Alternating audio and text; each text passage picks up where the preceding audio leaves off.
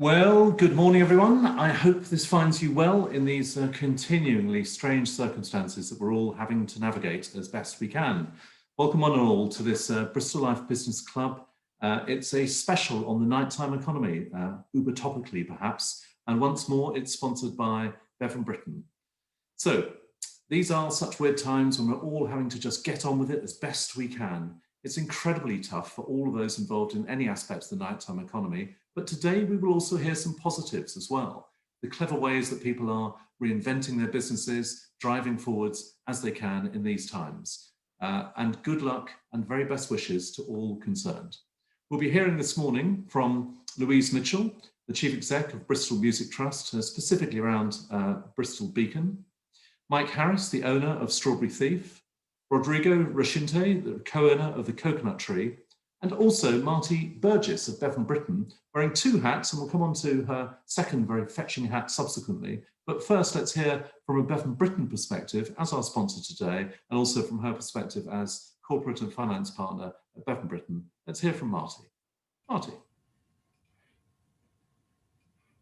Morning. Hello. Hi there. Yes, let's welcome everyone from Bevan Britain. We're usually the sponsors of the Real Life Lunch Club, and we're delighted to continue our support in the current virtual format. So just thought I'd just tell you take the opportunity to tell you more about Bevan Britain as a firm. We employ over 250 people in Bristol and are proud to play an active role in the business life of the city. We provide legal advice to clients across a wide range of sectors, including commercial business, housing, healthcare, energy and sustainability, financial services and manufacturing. We were a recent finalist in the recent Bristol Life Awards. It was great to see so many people get involved with the virtual event, which I actually found really entertaining. Greg, you were very funny. Although I cannot wait till we can all be back together to enjoy what is a really fun evening in the Bristol calendar. Thanks, and I hope you all enjoy the session today. Marty, thank you. And again, thanks to Bevan Britain. Kind of you to say that about the Bristol Life Awards. I think we've now had something like 1,800 views on YouTube. And whatever the wit on the night, for those who remember seeing the particular end sequence involving David Flatman, once seen, never forgotten. Marty, if I could ask you to step back from the video, and we'll call you back in a moment on our panel session. Thank you. So a few points before we come to the main event. Like many, we've been struck by the support that so many Bristol restaurants, cafes and food producers have given to the remarkable Free School Meals campaign by the footballer Marcus Rashford. This is clearly a tough time, as we all know. There's no sugarcoating this. We're pretty much all concerned. But they have stepped up in these very tough times, which is, frankly, humbling and inspiring. We also want to play our part in our way as Bristol Life in this area. So we're announcing today that any Bristol restaurant, cafe or food producer supporting that campaign will have a free ad in our next issue. It's a way of saying thanks to them, but also giving support to them in these times. Let's hold dear, perhaps, to that karmic mantra: do good things and good things happen. Bristol Life, meantime, is fully back and in pretty good health. We're actually tracking a little bit ahead of our forecast. And Bristol Life is a reasonable barometer of all different types of business activity in the city. Thank you to all of you for your support. Ultimately, we're mutually dependent. Your support means that we can champion the businesses of Bristol, your areas, your activities, your sectors, and play our part to the full in helping the businesses and people in our city actually navigate these times. Also, please note one very specific point we've been asked about. We've significantly increased our home distribution of Bristol Life, in fact, on all our magazines, to ensure they're getting into the best hands. Big news for us on our next major event, which is the Bristol Property Awards, will now be part of a new Bristol Property Symposium, which we've just launched. A three-stage conference on February the 12th. 3 stages: keynotes, national level speakers, researchers on resi and commercial trends. Networking, structured and randomized meetings via our new hub concept. And excellence via awards, live presented, filmed inserts from sponsors, and then live reveals of the winners. We are especially grateful for the support of all our sponsors, led very much from the front by our headliners, Smith & Williamson, who've helped to shape this package for February the 12th. A shout out to our other sponsors, quite a few, it's a great roster.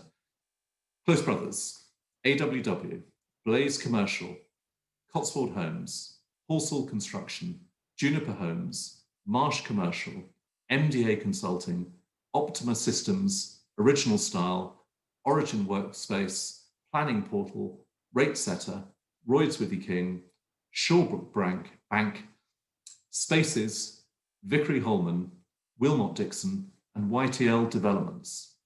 Elsewhere in events land, the Bristol Life Awards will be held, as Marty mentioned just now, will be held on April 22nd in that Uber Glam marquee on Harbourside.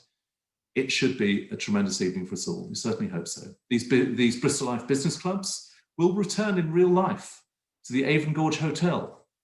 That much is definite. The actual month, perhaps less so.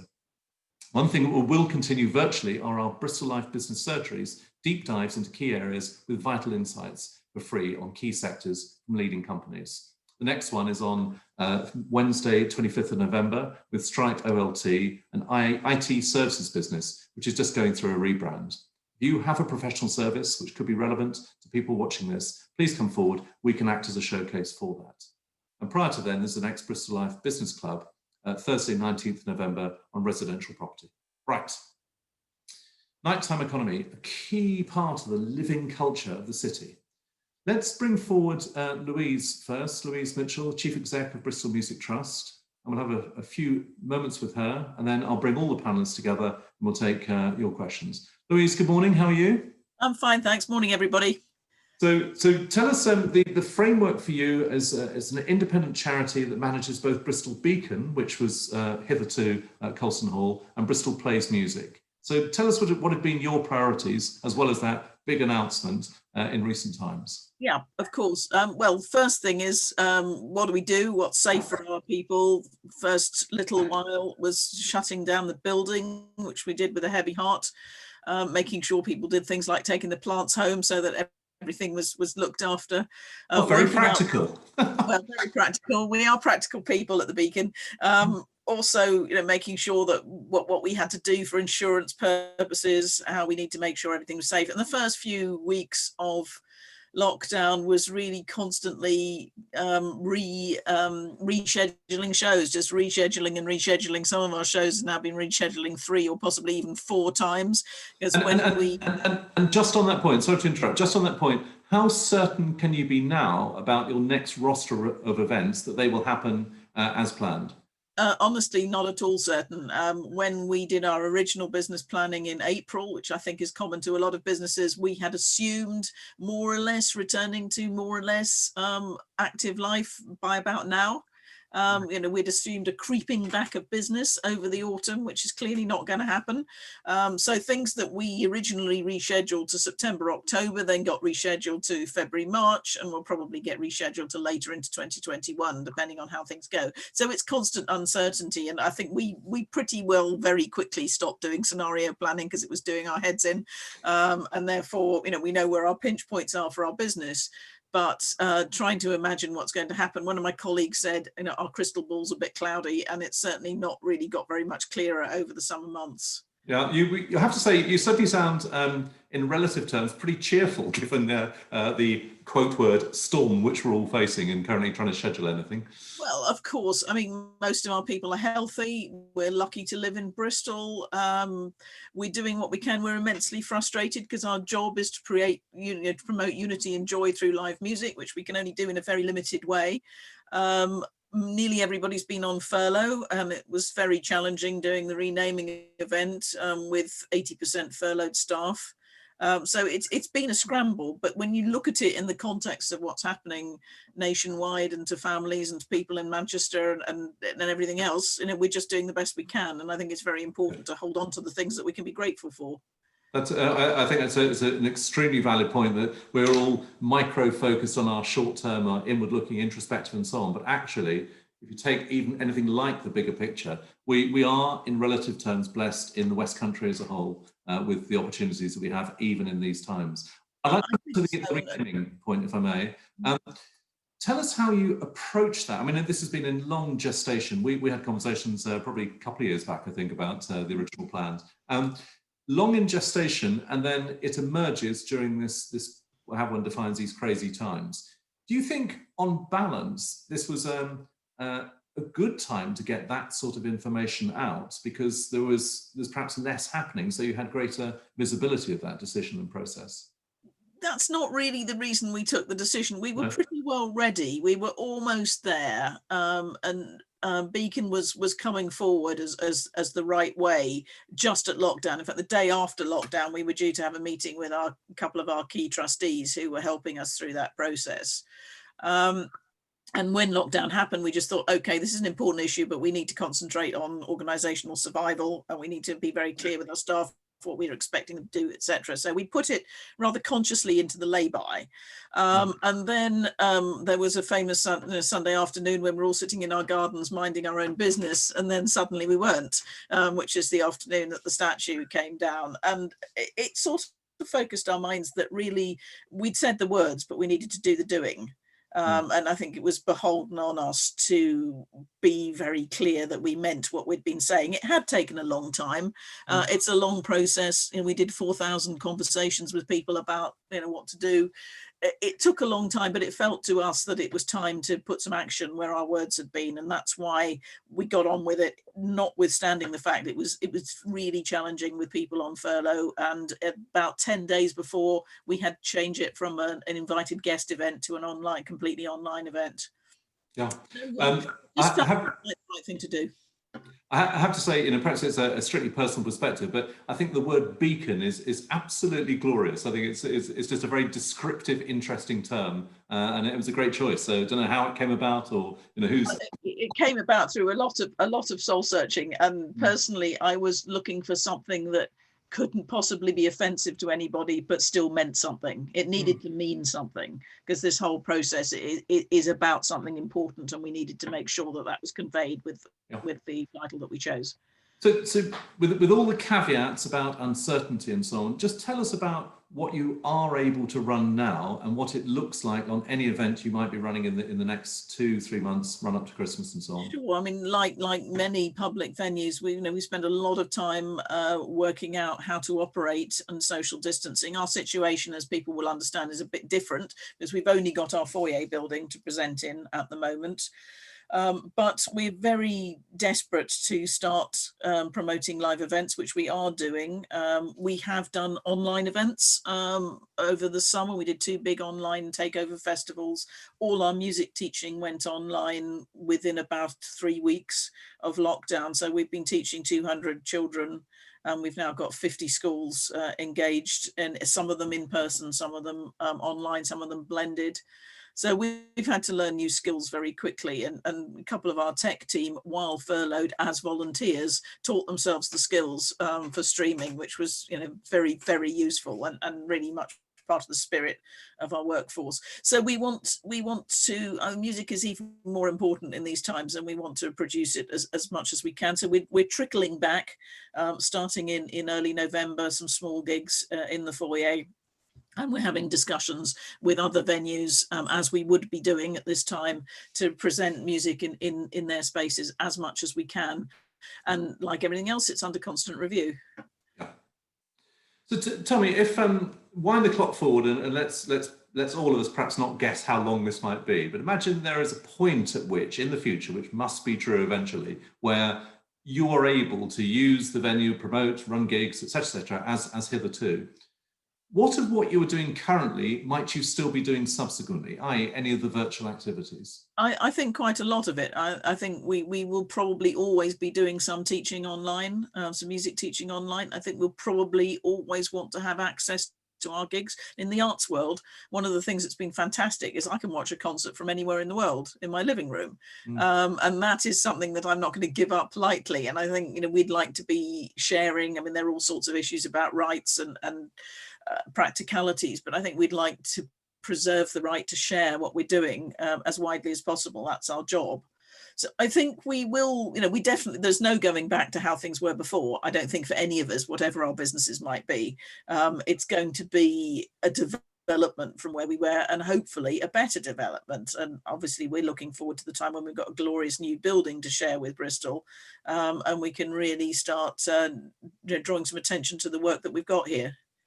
Have you thought, in this is perhaps too detailed, but I'll still ask the question. Have you thought that when you're running a live event, you may also offer a streaming version as well? And Oh, then, yeah, very much so. No, I think that's what I meant. No, I think it's important to do that. and if so, the sort of differential on pricing, how would you price up the virtual, which is obviously a lesser experience, but with far more people, but you don't want Yeah. that sort of inhibiting people coming forward to the No, live event. I think that the virtual experience would always be very reasonably priced, and we will. I'm sure my colleagues have done some work on that. I don't have that in my mind, but I mean, it would be lesser, and also a virtual experience could be there for a longer period of time. So if you're not free at 7 o'clock on a Wednesday, you can actually still get it later on.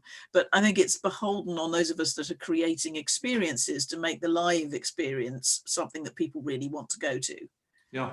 Louise, thank you so much for now. If I could ask you to step away and come back into the panel session in a moment. You mentioned about live experiences, and Mike, owner of the Strawberry Thief and a great winner of the Bristol Life Awards for the bar category.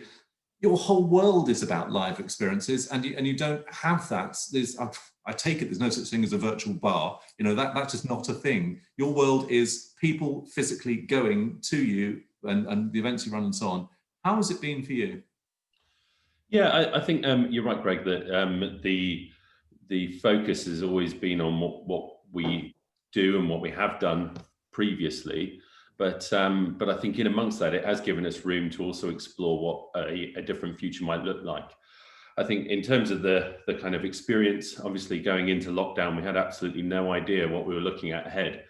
And I think when I reflect back on it and the amount of sort of soul searching, uncertainty, everything that was going on, and stress and anxiety, and actually you sort of quite quickly forget all of those things that have happened, and the speed at which we had to change and had to kind of understand what this new normal might look like. And so actually the first few months we were closed for 4.5 months in the end. And you opened at the very end of July? That's right, yeah. So we waited a little while just to, once we got the nod that hospitality would be reopening, we took a bit more time just to ensure that we had all the systems and procedures in place. We had all the staff coming back ready to implement them. And actually we had most of the team working with us to ensure that they were driving what we were going to look like when we reopened. And I think all those things, as well as learning obviously from those that had gone ahead of us. And I think all those things meant that we could reopen with an experience that was still the old Thief experience. It was very much around that personalized service. We were table service anyway, so it was all about bringing that to life, and ensuring that when people turned up, they felt safe, first and foremost, but they were also able to switch off from the outside world and from everything that's going on, and be able to enjoy being out, having a great experience with their friends, family, whoever it might be that they're out with, and be able to take that time to just switch off for a little while. And I think that we really focused hard on that. And a couple of things, operational things. Your capacity, I think, is 26 in these times. Is that right? Yeah. So we're actually, we've just gone up a little bit to 30. So we've but yeah, down from 70. And I think we've that was a big part of the that sort of period before reopening, was looking at all the different layouts. I mean, we soon moved into having to become expert risk assessors, having to read through hundreds of pages of guidance documents. So I think Louise touched upon it. You sort of find yourself in this new world of trying to understand a lot of things that you've never been subject to before. Obviously, we live with health and safety, but we certainly haven't lived with having to keep people safe in terms of their proximity to one another. And from a business point of view, have you either sought or actually achieved a sort of higher revenue per head? So fewer people, but each spending a bit more. Is that how you've tried to figure? I think so we moved to a booking system. We used to take bookings, but it was the old school telephone and a paper pad, and we moved through to using an online system. And I think, I mean, it is one of the positives that's come out, and I talked to a lot of people in the industry around it, that we now have bookings coming in, and we're able to foresee what the revenue is going to look like, because we have those numbers, and we apply some average spend per heads.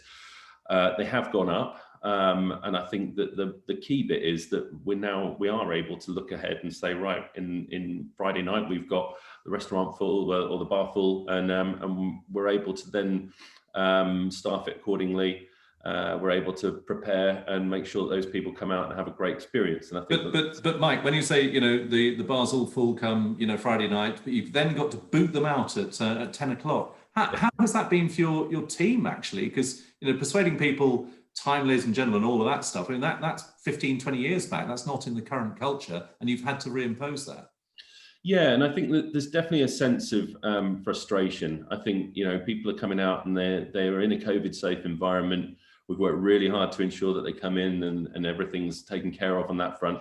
And where you've got 8 o'clock bookings, by the time you've had your main course and a few drinks, you're suddenly then staring down the end of the clock, and you got that tick down really from 9:30. And as you say, I think it's a real shame. We've got people walking out the door who would happily have just carried on that little bit longer. They'd have gone in their own pace, and there wouldn't have been any real difference in terms of what happens out on the street. I think that's the real sadness, is that the experience is cut short.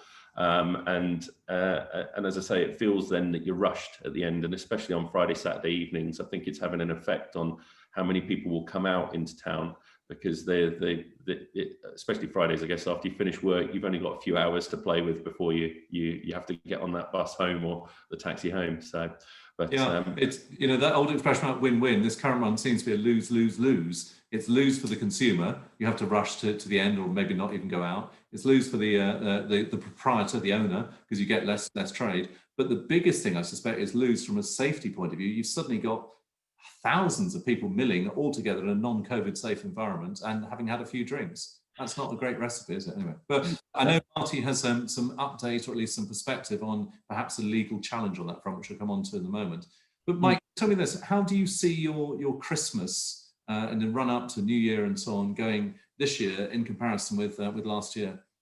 Yeah, I think that's a constantly changing feast, and I think if that's one of the things that we kind of come back to in these times, is that we feel like we're living week to week at the moment, and even with bookings come later and later at the moment. So I think people just don't have that forward planning, and I think looking right across the industry, very few people have started even taking Christmas bookings yet. And obviously, in last year we'd have probably been pretty much on fully booked by now. We'd have had all of our parties in. In terms of the offer, we've made a complete switch. Obviously now, with assuming we're working on the current guidance, then we've got a 6 maximum capacity per group. So it's much more about making sure that we're getting those experiences for small groups, that they come out. From a personal point of view, it's quite nice not to have some of the big party headaches that we've had in the past, which happen every year. But at the same time, I think it won't be the same as any other year that's been in. We at the moment, I would be very surprised if we had many bookings more than a week or two in advance, and that's certainly proving to be the point so far. We've got a few advanced, but it will be an absolutely totally different operating model to the past, and I think that's what we've got to hope, is that the consumer confidence is still there to go out and enjoy those experiences and support the businesses that are staying open, and then we'll have to deal with the rest as it comes out. But I think the key bit that we can do is control cost, and that's in the industry been one of the hardest things through the November, December is obviously it's all about revenue generation and not so much about looking at your cost base. And we're going to have to really keep an eye on that all the way through in order to not have the raft of January, February closures, which happen year on year. Just one practical point. We'll come on then to Marty. One practical point: what is to stop? And I'm not necessarily talking from your business point of view, but I'm really thinking generally across the sector. What is to stop either consumers or business owners working like this? You book a table for 6. A separate group of the same friends books another table for 6, and another, and you end up with a larger group, but they're all under different names. Is that something you think that bars are actively policing, or is it turning a blind eye to? And are consumers actually doing that? I think consumers have been trying to do it. We've made it really clear. In fact, we've had to reject a couple of groups that have tried that. And you can see in the booking process, usually there's something that's up. We've had one that turned up to the door and tried to do exactly that, have a 6 and a 4. It's really clear in the guidance that you can't do that. So we're really clear that in our booking terms and conditions, We follow all the government guidance. It's not to say it doesn't happen. I'm sure it does. I assume probably more so in your sort of village pub than in your larger venues. But you know, as I say, it is really difficult. We come back all the time to how do we. There's a lot of onus put on the businesses to do the policing, and you know, we sit there all the time saying, well, we put it out in our terms and conditions. We put it out in our booking confirmations. We do everything we can, but you'll still have people who turn up who, for whatever reason, aren't following the guidance. And you know, it does make for awkward conversations when they turn up and you're trying to go through it. At the end of the day, we can't go down to the point of checking people's addresses and things, which are, you know, tier 2, tier 3 is the real issue.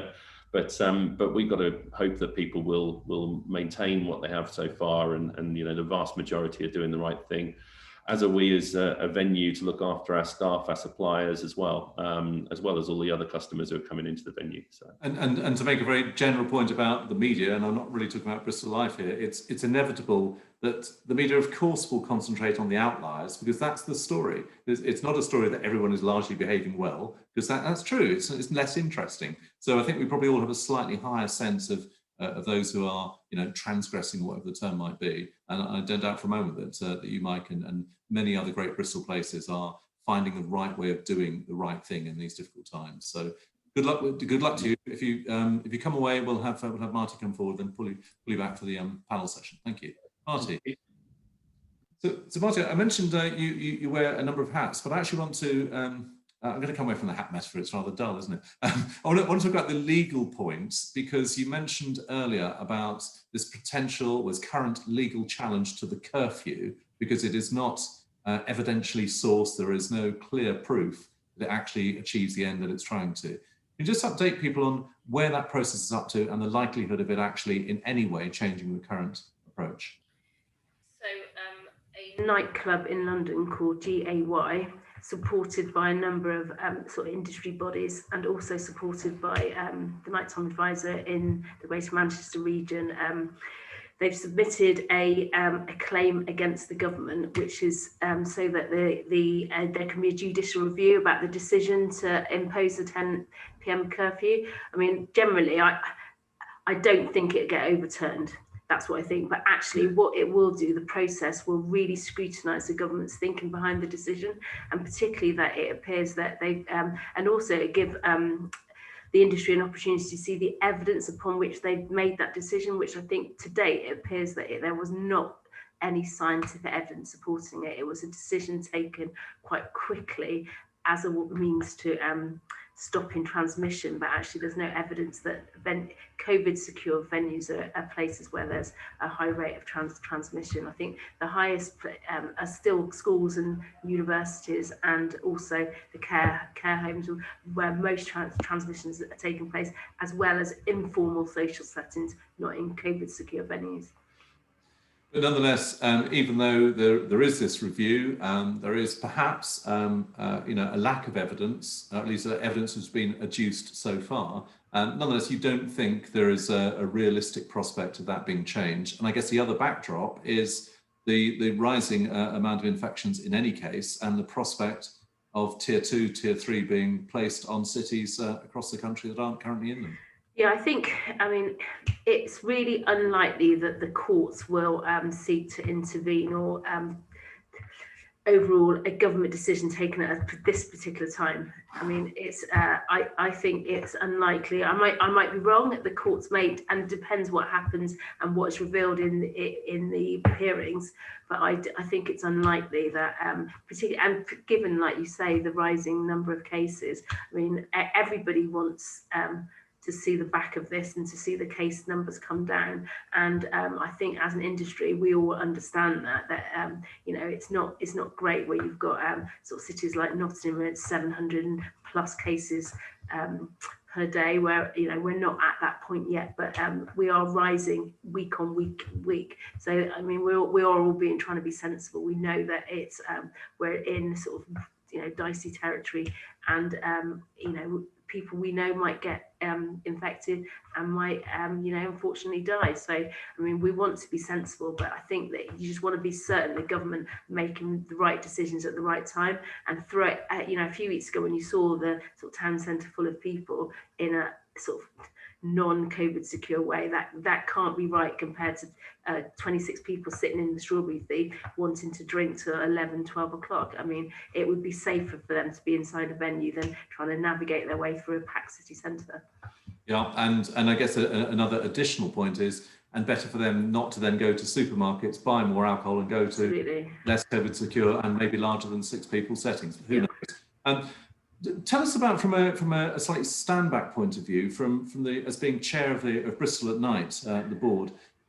What are your discussions currently? What can that organisation be doing to, promote, to give confidence, to be a voice through the various governmental, local governmental channels and so on?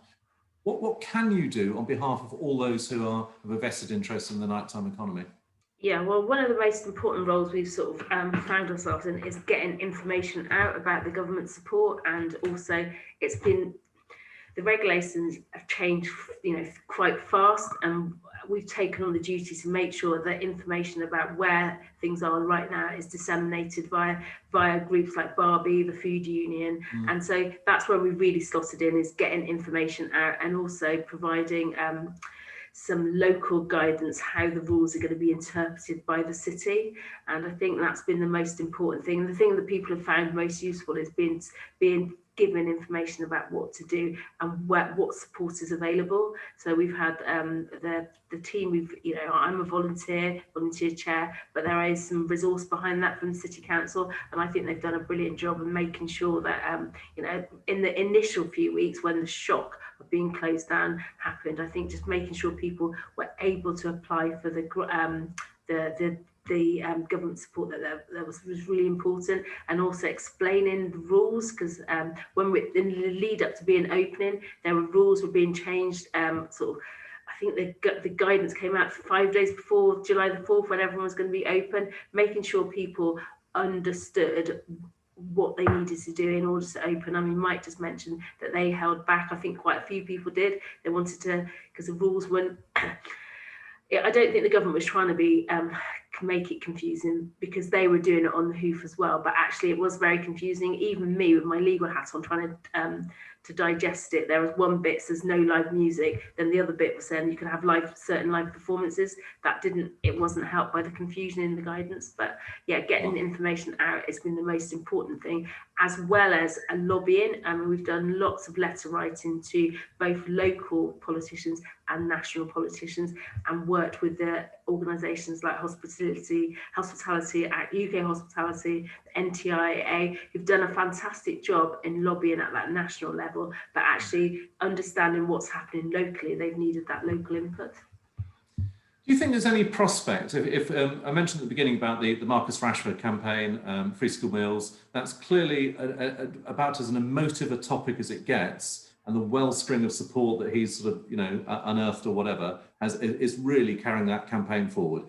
Absolute hats off to him, brilliant. Could there be a similar campaign on behalf of the nighttime economy, specifically around this curfew point?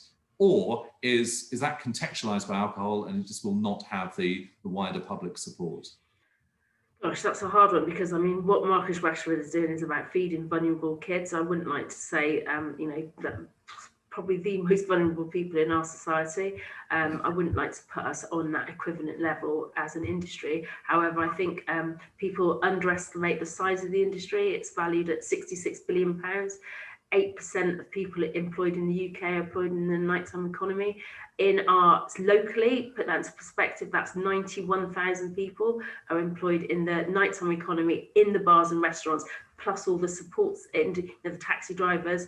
So once you start looking at, if we get decimated as an industry, then those 91,000 people will be, the amount of people will be reduced, and there'll be more vulnerable people. So more people looking to the likes of people like Marcus Rashford to support them.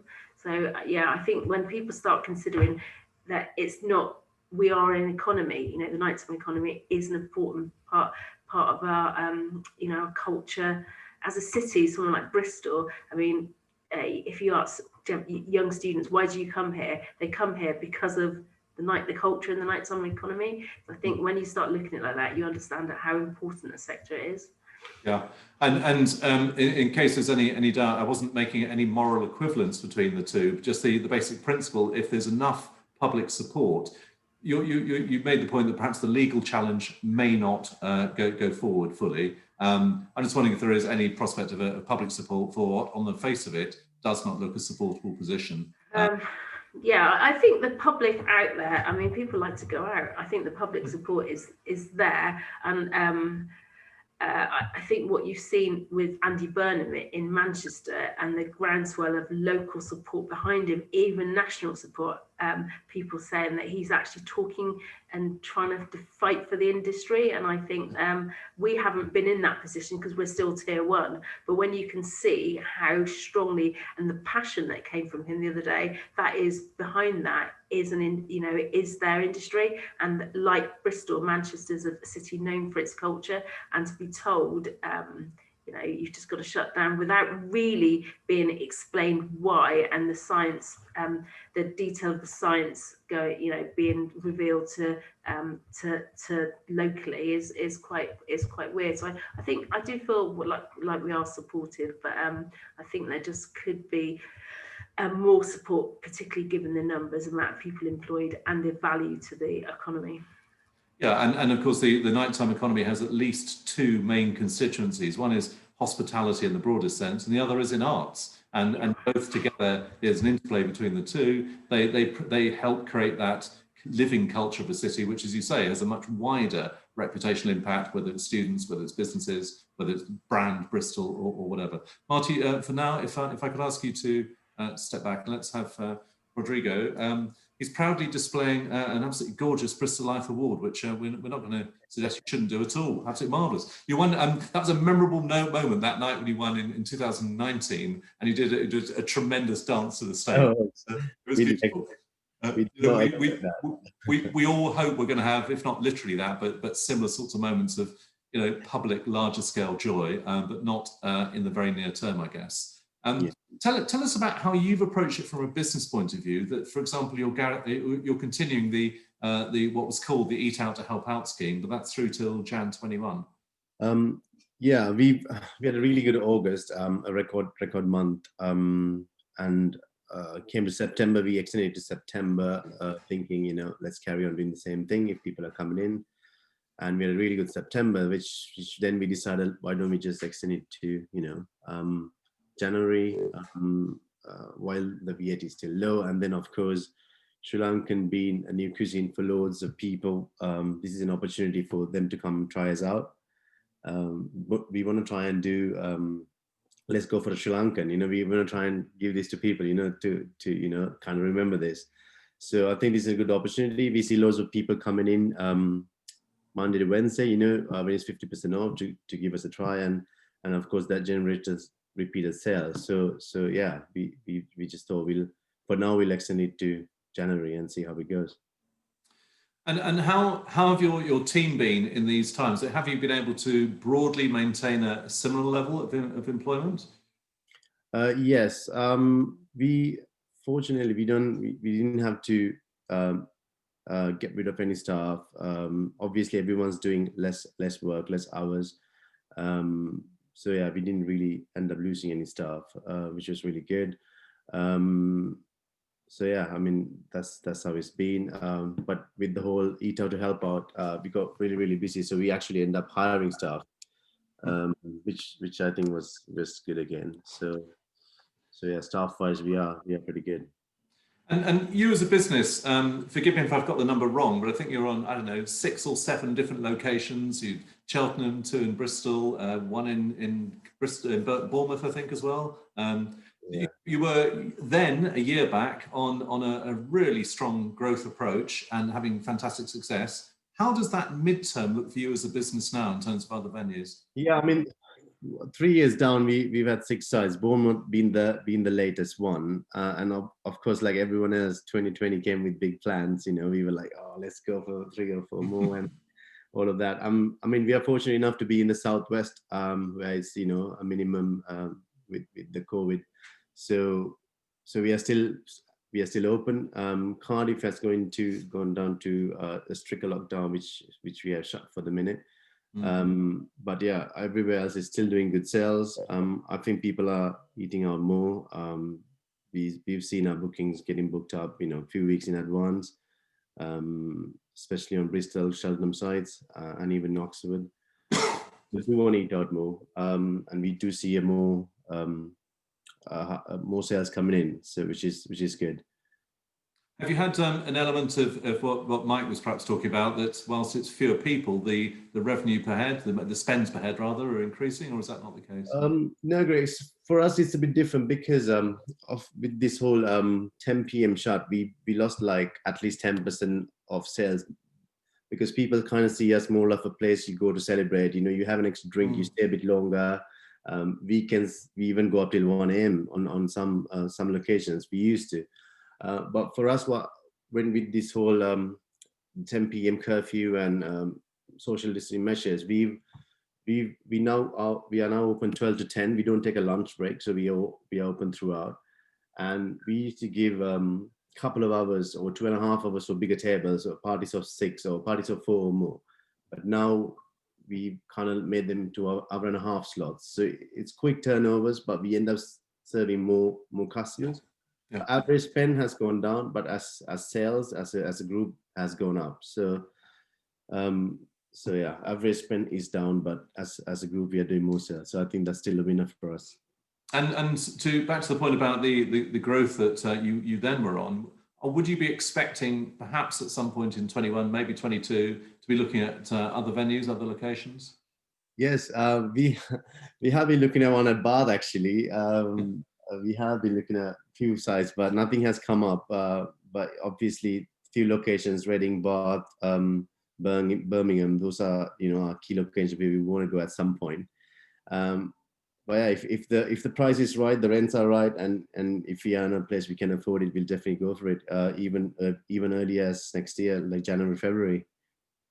Well, watch this space, and it'd be there are many positives for all the difficulties and so on, and the way that you've grown, you found your way through.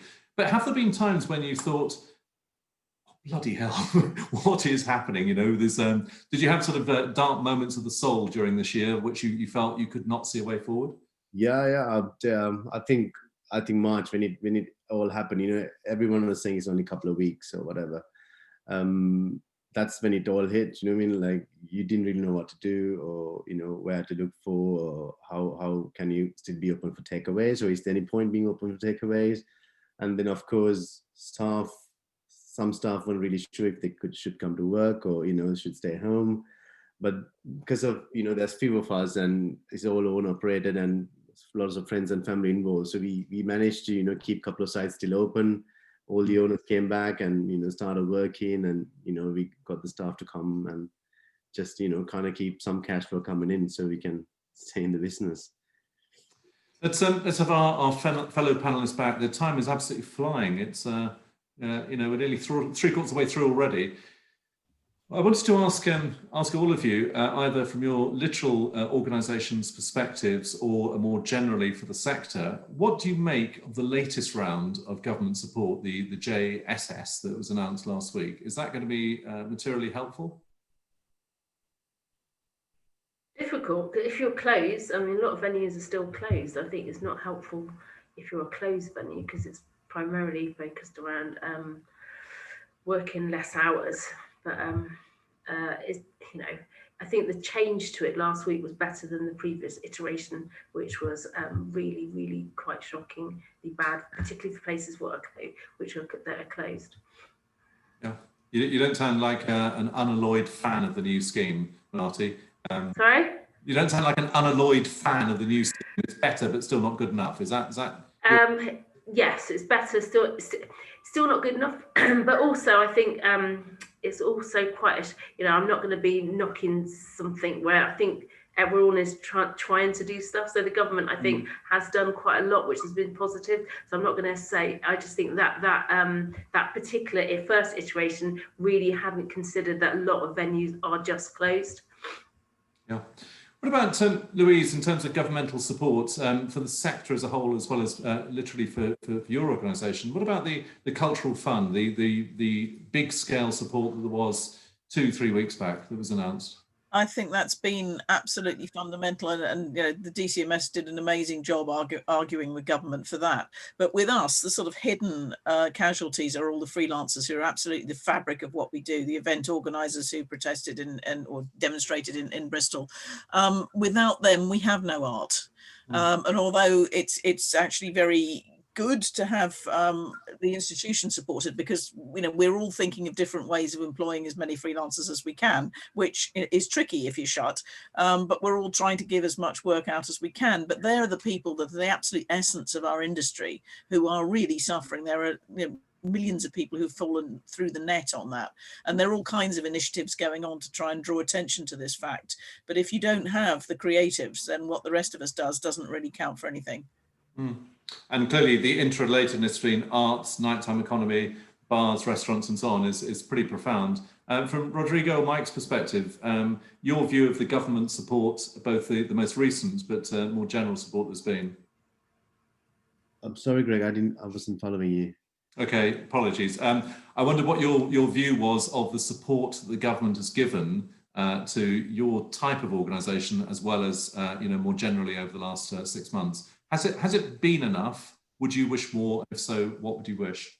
Correct. To be honest, something is better than nothing. Of course, in March, we were all thinking, that's it, it's the end of the business. We didn't really know what was going on. We were in a position even we couldn't pay our staff if it continues a couple of months. But with the whole furlough scheme, the grants, and all these loans coming in, we are in a better position. It could have been worse. So, we are always grateful for what we got. But going forward, it's okay for now. But if it continues going this, we might need further support. The whole VAT coming down to 5%. Of course, for us, because it's food, it's a massive big deal. So if the stuff like that continue, it'll be easier for us to stay in the business. But yeah, for now it's okay. But if things go at the rate at ease, we'll need more support. Mike, you concur with that? Yeah, I do. Yeah, I think very much the same as Rodrigo. That starting off back in March, you had no idea what you were staring into, and what I recall the conversation when I was in with my GM, clearing out the cellars and clearing everything out. We were closing, had no idea what the future looked like, and when they made the announcement around furlough, we were in floods of tears, because suddenly there was this moment where we weren't saying goodbye to our workforce, and we were able to look forward with a sense of that at least that's one thing ticked off that we're able to support them with. Now, obviously, going forward, we're all acutely aware that we can't continue to offer that kind of support to business as an entire nation. But I think that there is lots of uncertainty still. I think that this is certainly the sort of hourly paid staff. They're at the if you like, the bottom end of the ladder, and 2/3 of that isn't great. And often a lot of them are already struggling with rent. A lot of them actually are freelancers as well, and they balance those two things. And obviously 2/3 of not very much and no income on freelancing, it's a really precarious position for them. So I think we're gearing up for trying to support in whatever way we can to continue to stay open as long as we can as well. And obviously there's lots of unknowns around that as well. So I think that just comes back to that point that I don't think there's a lot more that maybe can be done at the moment, but what we'd like to see as we go forward is that for those certainly at the bottom end, that there is more in, whether it's in universal credit or whatever it might be, to try and help them through. And obviously those that were freelancing before, to find some way of being able to support them through the winter as well. So 2 scenarios, and which do you think is more true of Bristol now and in the coming months? One scenario in what are, for some people at least, quite desperate times. People get very competitive. They try to grab what they can wherever they can. You are commercial businesses. You're competing with each other. The other is in tougher times, people come together. There's camaraderie. There's advantage in collectivity. Which do you think more characterises Bristol? If I jump in, I don't think Bristol's ever been the really dog eat dog kind of place. It's always had an amazing environment right across the board. I think we've always looked out for each other and actually welcomed competition. It helps us. That's why we've got such a great innovative culture in Bristol, and why we're able to keep finding, keep moving forward. And we have so many independents that are everywhere, and I think that's I don't think the future that will be any different. I think it will be even stronger, and I think that's where the positives really come back. That I think we've within the sector had amazing support for each other, but I think also it's really focused the consumer on how important it is to continue to support the independent businesses and those things that are Bristol institutions, to make sure that we do continue and we come out the other side. I would, perhaps I may step in at this point wearing my own business hat. From Bristol Life's point of view, that championing the independence, that whole principle, you don't know what you've got till it's gone. It's the independence which makes cities different and give that sense of the living culture, the offer, the distinctiveness, connection, and so on. We will absolutely always champion the independence. But I wondered, nonetheless, I mean, I want to believe what you've said. I wondered from our other three panelists' point of view, are you seeing any signs of tougher times, meaning people behave harder commercially than they would have done otherwise? I mean, I definitely agree with Mike. Looking at Breaking Bad, King Street, there's few restaurants, sharing the same outside area, same seating. I mean, that's bringing us together as one. So I think Bristol is definitely the second category. So yeah, that's what I think. Great. Yeah, I'd agree. I think Bristol's always good at supporting each other, particularly the independents. And you mentioned Breaking Bread. You look at that. There's a big dance music festival, 2 high-end restaurants, a couple of pubs in Stokescroft did a thing together. You wouldn't have put them all together at the beginning of the year, and then they did something which was great for Bristol. It's a real feel good sort of space they did there. And I think that shows that people will come together. Yeah, there's a bit of a mantra in current times. In the worst of times, people show their best, and that's a precise example of that, which is heartwarming. Louise, you're going to say? Yeah, I think it's brilliant. I couldn't agree more with the others. And certainly in the arts sector, we all meet together every Monday morning. We help each other out. And also on a personal level, we're all human beings. We're all leading organisations with an ever-changing set of parameters, and you don't really know what to do. And we've created a safe space where we can say to each other, actually, I have no idea what to do about this, or in fact, I'm finding this really tough. And so, we're helping each other out on a sort of self-supporting level, but also things like the Bristol Arts Channel we came together and did. I think Breaking Bread has been fantastic. I think it could only have happened in Bristol, and that's very lovely, and it's one of the things that make me quite proud to work here. We had nothing to do with it, but I think it's fabulous. Is there any part of you that it's a slightly odd point, but precisely because it has been such a challenge to figure things out, that in a paradoxical way, you've actually almost enjoyed that part of it, that you're being tested, your creativity, your management, your leadership skills, your financial capabilities, interpretation skills. These are testing times in a good way for some of us. Do you buy that? Not all the time, no. I think I was trying. There's good bits and bad bits. I mean, if you look, as we have done in the course of this conversation, over all the things that have happened since March that we never would have imagined, friends that we've made, organisations that we're supporting, innovative ways of supporting freelancers, of course. But I'm sure we've all had dark nights of the soul where we're thinking, God, what else are they going to throw at me? And I'm sure any individual and any organisation will have been to that place. And the way we get through it is by helping each other. Yeah. We've got a question from good old anonymous attendee who often pops up on these occasions. Yeah, it's a slightly general point. I'd like to come to a specific version of it. How do you think the nighttime economy will look over the coming winter months? And specifically, what do you think that Christmas week is going to look like?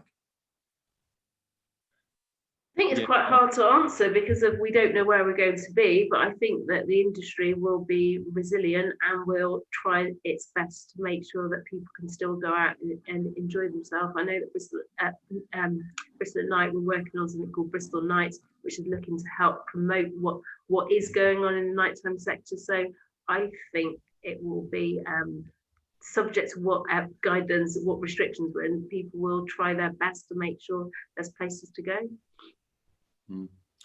Yeah, I agree with that as well. I think you know, that it's going to be totally different to anything that's happened previous years. We haven't got any kind of yardstick that we can say that this is going to be what the Christmas time will look like. But I think everyone's working really hard to make sure that there's great experiences. People are wanting to go out and get out of their four walls, and they're wanting to support. I think the key thing is that we all continue to do this, working together to make sure that we've got a really compelling offer in every street that's got independence on it, that we've got something that will bring people out and they'll have a great experience, because I think everyone's going to need it around that as well. But I think, you know, people will support us. So. I mean, as what we've done is we are taking Christmas bookings, but with no deposits, still up to tables of 6. We've also announced we'll extend Christmas to January. So, you know, like saying like good times shouldn't end, or, you know, Christmas shouldn't just be for December kind of thing. So just to get a positive messaging out there. And I do hope Christmas markets come to Bristol, you know, without that, that's not very Christmas, isn't it? So let's hope things will change a bit, more Christmassy.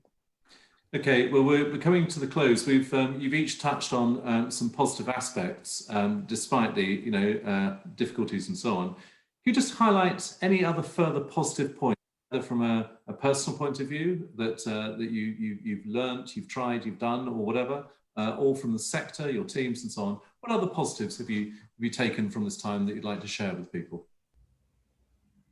For us, we've definitely seen customers being more appreciative for what we do, for whole of hospitality, where it's usually the most hardest work sector, and always, you know, you never get anything good out of it. But I think it's definitely changed since we reopened. People are more appreciative for what we do, and of course, staff are more happy, bigger tips. So it's definitely positive on there. Yeah, I'd echo that. I think, you know, just drawing out that point a little bit, that pre-COVID, the hospitality had a lot of issues. It was, you know, the highest failure rate, really difficult to get funds because it was so high risk. So I know there were issues before, and as everyone used to say, there's no margins in hospitality really, you know, unless you do something incorrectly, either with your people or your product.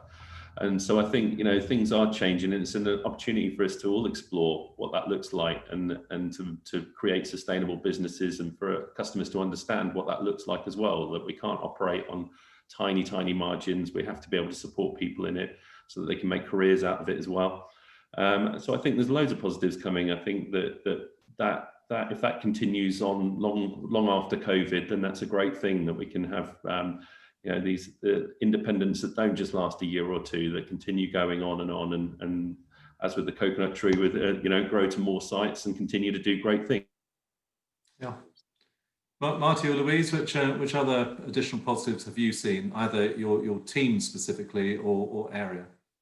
Yeah, I just think the general unleashing of creativity for people who pivoted. I mean, I just talk about our own venue at the place. We just gave the team a challenge and said, we've got these 2 car parks, what can we do? And actually what they've done is a brilliant job, and that's been other venues are the same, use of outside spaces, which people are, you know, a dank old car park, a dank old roof, suddenly have become where places where young people go out, sit down and enjoy themselves. You just wouldn't have imagined it at the beginning of the year, that people be the whole thing of sit down clubbing. And it works, and people enjoy themselves. They're not having bad nights out. They're having, you know, like Mike says, great experiences, just very different from what was there before. Yeah.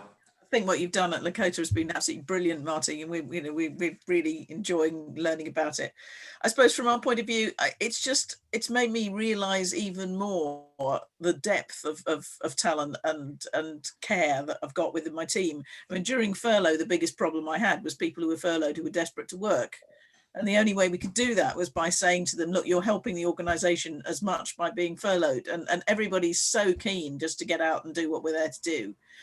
And the other thing I think is that we'll be able to continue this collaboration, this listening to other people, and to understand that the big organisations don't necessarily have the answers. It's a question of just finding out what we can put into the mix. And that's been quite important for me. Well, I think we're pretty much done. There's a couple of points I'd like to end on. It's this one is a very basic one, which is so trivial but so important, which is that we all simply say thank you.